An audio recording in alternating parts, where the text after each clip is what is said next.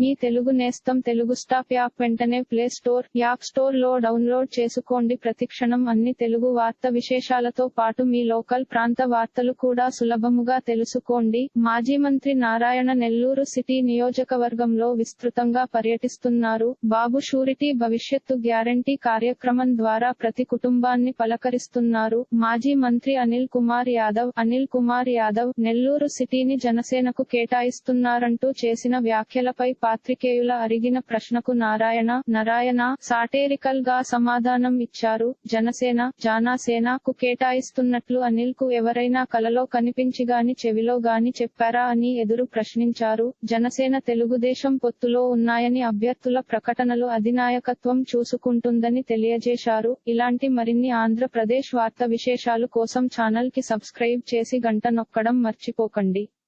ఈ వీడియోని తోటి మిత్రులకి షేర్ చేయండి. మీ అభిప్రాయాన్ని కామెంట్ లో తెలపండి.